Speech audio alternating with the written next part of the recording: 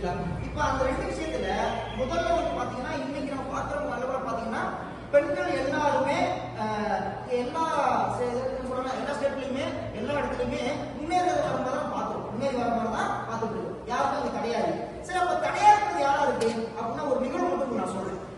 கர்நாடகாவில் ஒரு நிகழ்வு இருந்துச்சு. ஒரு பத்திரிகையாளர் அவங்க என்ன பண்றாங்கன்னா ஒரு பத்திரிகையில ஒரு எழுதுறாங்க. யார் எழுதுறாங்கன்னா பெண்களுக்கு விடுதலை எதுவுமே கிடைக்கல அப்படின்னு எழுதுறாங்க. சரிங்களா? அப்ப என்னன்னா அந்த பத்திரிகையில அந்த செய்தி வந்தாச்சு. அது பத்திரிகையாளர் வந்து அந்த பெண்கள் வேலை பார்க்கறாங்க, பத்திரிகையில அந்த துறையில் இருக்கிறாங்க, அவங்க எழுதிட்டாங்க. அப்போ வந்து எழுதும் பொழுது அந்த செய்தி வந்தாச்சு. எல்லா உலகங்களுக்கும் பரவிட்டு செய்தி பரவிட்டு அப்படின்னா முடியலையே அப்படின்னு சொல்லும் பொழுது அதை அவங்க எடுத்து வைக்கிறாங்க. என்ன எடுத்து வைக்கிறாங்கன்னா பெண்கள் வந்து இன்னும் சுதந்திரமா வேலைக்கு போறாங்க இல்ல அப்படின்னு அப்ப விளக்கம் சொல்லும்போதுதான் பெண்களுக்கு புரியுது.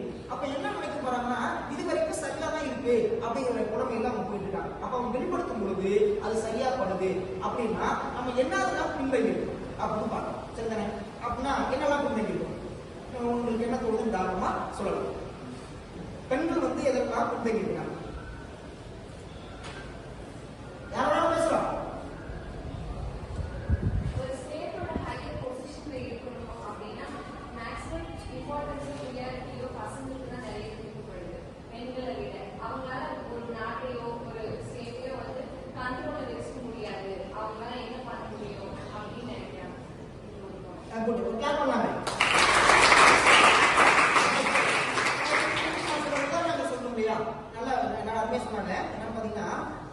இப்ப நிறைய நம்ம தமிழ்நாட்டில் வந்து பாத்தீங்கன்னா நிறைய ஸ்டேட்ல பெண்களுக்கு அமைச்சு தெரியுமே. இப்போ இந்தியாவில் நிறைய ஸ்டேட்ல வந்து நல்லா கம்பீரமா போல்டா ஆட்டக்கூடியவங்க பெண்கள் இருக்காங்க. தெரியும் பதிவுலாம் இருக்கு. நான் பேர்லாம் சொல்ல உங்களுக்கு தெரியும். இன்னொன்னா அடிச்சு பாருங்க, கூகுள் அடிச்சு பாருங்க, தாராளமா எனக்கு தெரிஞ்சுக்கணும். ஆனா அவங்க கூட வந்து பாத்தீங்கன்னா இன்னைக்கு வந்து பறந்துபட்டு இருக்கிறாங்க. சரி, இது வந்து நீங்க சொல்ற நீங்க வந்து அருமையா சொன்னீங்க. ஒரு பக்கம் இருக்கு. ஆனா ஒரு பக்கம் ஏன் அதுக்கான கீழே நம்ம போறோம் அப்படி விஷயத்தை நம்ம பார்க்கணுமா இல்லையா? இப்ப பெண்கள் வந்து பிளைட் ஓட்டுறாங்க அப்படின்னா ஓட்ட தெரியும், தாராளமா ஓட்ட தெரியும். ஆனா ஓட்ட தெரியாத ஒரு பொம்பளை கூட தானே அப்படின்னு மறிக்கிறது யாரு ஃபர்ஸ்ட் வீட்டுல? பேரண்ட்ஸ் மிஸ் யாரு? அப்பா அம்மா. சரிதானே? அம்மா அம்மாவா இல்லையா? ஏன் அவங்க மறிக்கணும்? அந்த பேரண்ட்ஸ் ஏன் மறைக்கிறாங்க? அம்மா நினைக்கிறாங்க ஐயோ பிள்ளைக்கு ஒன்றும் தெரியாது, வெளில போனா கஷ்டப்படுவா அப்படின்னு சொல்றதுனாலதான் அவங்களால வெளியில வர முடியும். சரியா? ஆனா அதே இடத்துல ஏமா நீ போ, தாராளமா ஒரு ஃபிளைட் என்ன வேற எல்லாத்தையும் ஓட்ட முடியும் அப்படின்னு சொல்லியிருந்தாங்க அப்படின்னா என்ன பண்ணிருப்போம்? நிறைய பண்ணிருப்போம். ஆமா தானே? அப்ப அந்த தடையா இருக்கிறது யாரு? பேரண்ட்ஸ் இருக்கிறத விட பெண் சமூகம் சொல்றேன். நீ பெற்றோர் இருக்கிறத விட பெண் சமூகம் தான் நமக்கு வந்து பெண்களுக்கு தடையா இருக்கிறாங்க. இந்த ஆளுகளால ஒன்றும் சாதிக்க முடியாது, இந்த பெண்ணால ஒன்றும் பண்ண முடியாது அப்படின்னு யார் தடையா இருக்கிறா? அந்த பெண்கள் தான் தடையா இருக்கிறாங்க. இதை உடைக்கணும் இல்லையா? ஃபர்ஸ்ட் இதை உடைச்சாதான் நம்ம என்ன பண்ண முடியும்? ரெண்டு பேரும் சமமா இருக்க முடியும். ஓகேவா? இதுக்கு என்ன காரணமா இருக்கு? இதுக்கு முக்கியமான ஒரு காரணம் இருக்கு. நீங்க சொல்லிட்டீங்கன்னா இந்த டாபிக் தேவை. ஒரு முக்கிய காரணம் இருக்கு. அதுக்கு என்ன அர்த்தம்? யாரும் சொல்லலாம். இப்ப பெண்கள் தான் பெண்களுக்கு தடையா இருக்காங்க. சரியா?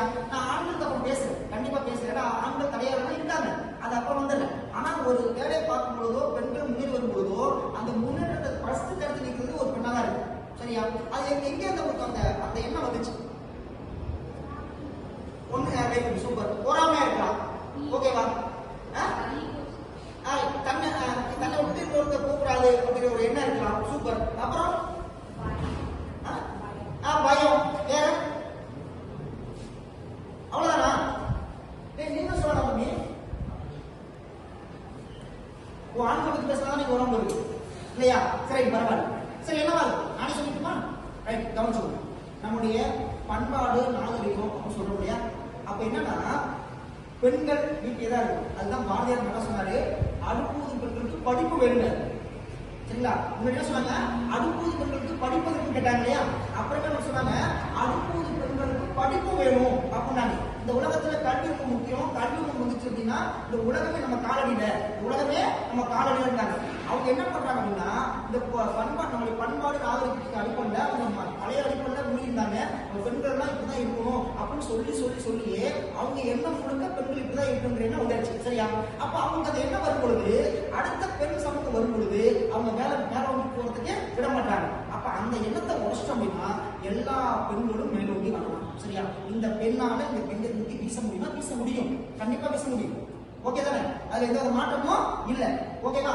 அதே மாதிரி ஆணாலும் தூக்க முடியும், பெண்ணாலும் தூக்க முடியும்னா ரெண்டு பேரும் சமநிலைக்கு வந்துட்டோம்னா இந்த உலகம் சமப்பற்றும், இந்த உலகம் சமப்பற்றும். அப்ப அந்த ஆணுக்கு பெண் சமநிலை வந்துடும். அப்ப இந்த உலகத்துல மேலோங்கி இருக்கிறது யார் முடியும்? பெண்ணாதான் இருக்கும், பெண்ணாதான் இருப்பா. அப்ப இந்த கட்டமைப்பை உழைச்சாதான் நம்ம மேலோங்கி வர முடியும். சரி, இதோட வேறுபாடு இருக்கா? தாராளமா சொல்லலாம். இதான் பண்ணா இல்ல